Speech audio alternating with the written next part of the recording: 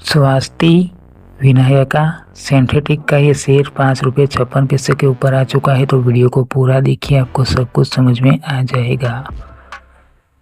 तो देखिए, किसी भी स्टॉक की कंप्लीट इन्फॉर्मेशन आपको चाहिए तो कमेंट में उस स्टॉक का नाम लिख दीजिए, मैं उस पर भी वीडियो बना दूंगा।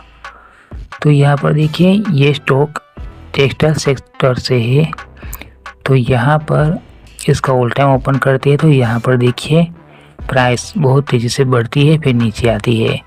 तो देखिए, इस टाइप के अगर प्राइस बढ़ती है अपर सर्किट लगाते हुए तो सेल नहीं कर पाओगे, लॉस हो जाएगा।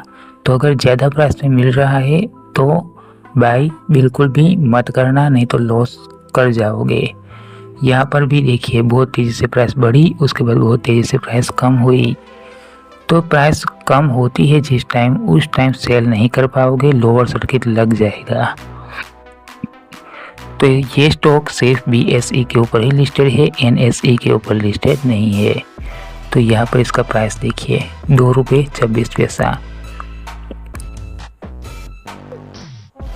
और यहाँ पर देखिए प्राइस, ये जो प्राइस बढ़ी थी वो ₹11 तक बढ़ी थी 2021 में। और अगर देखा जाए तो यहाँ पर देखिए प्राइस फिर से ₹5 पर आ चुकी है। अगर यहाँ पर वॉल्यूम को देखें तो वॉल्यूम कंप्लीट लग रहा है, लेकिन अपर सर्किट लोअर सर्किट नहीं लगा है। लेकिन यहाँ पर इसका फंडामेंटल को देखें तो मार्केट के 50 करोड़ है, तो ये नेगेटिव है।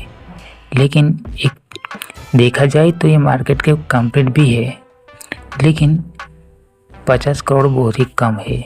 50 करोड़ मार्केट के बहुत ही कम है और ये नेगेटिव भी है। PE रेशियो 20 है तो ये कंप्लीट, लेकिन कंपनी के ऊपर डेब्ट है, ये नेगेटिव है।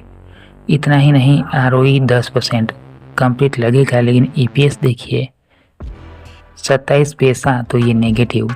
डिविडेंड यहाँ पर मिलता नहीं है, तो लंबे समय तक होल्ड करके रखोगे तो कोई फ़ायदा नहीं। मतलब कि ये स्टॉक के अंदर डिविडेंड नहीं मिलता है और फेस वैल्यू ₹1।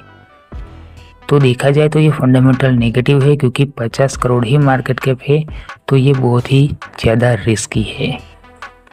अब उसके बाद फाइनेंशियल को देखें तो रेवेन्यू क्वार्टरली काफ़ी अच्छा जनरेट किया है और प्रॉफिट भी किया है एक। लेकिन यहाँ पर 1 साल का कर देते हैं तो रेवेन्यू काफ़ी अच्छा ही जनरेट किया है। प्रॉफिट देखिए, प्रॉफिट कितना किया है, सिर्फ 2 करोड़ का, और रेवेन्यू जनरेट कर लिया 31 करोड़ का।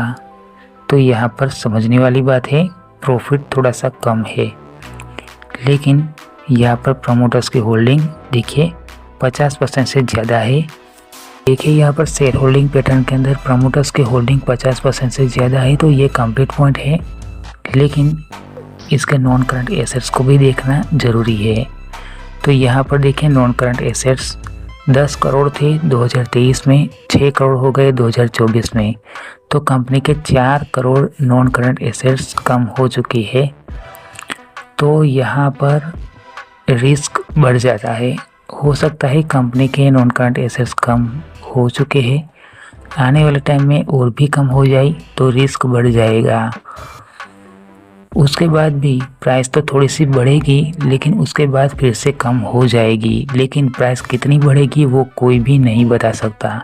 ऐसे पेनी स्टॉक की प्राइस कितनी बढ़ेगी वो कोई भी नहीं बता सकता, क्योंकि प्राइस यहाँ पर देखिए प्राइस कितनी होती है, ₹2, और वो वहाँ से 11 तक पहुँच जाती है, फिर लोअर सर्किट लगाते हुए ₹4 पर आ जाती है।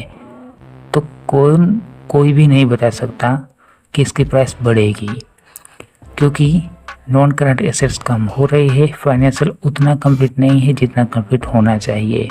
कंपनी लॉस में तो नहीं है, लेकिन 50 करोड़ मार्केट कैप है। तो ऐसे में क्या होगा, डिमांड जल्दी से बढ़ जाएगी, तो स्टॉक की प्राइस अपर सर्किट लगाते हुए बढ़ती हुई दिखेगी, जैसे यहाँ पर दिखी है देखिए। क्योंकि 50 करोड़ ही मार्केट कैप है, इसलिए लोग बाय करते रहेंगे तो प्राइस बढ़ेगी। उसके अंदर ऑपरेटर्स भी आ जाएंगे, लाखों की क्वांटिटी में ऑपरेटर्स बाय करने के लिए आ जाएंगे, तो डिमांड और तेज़ी से बढ़ेगी, तो प्राइस बहुत तेज़ी से बढ़ती हुई दिखेगी।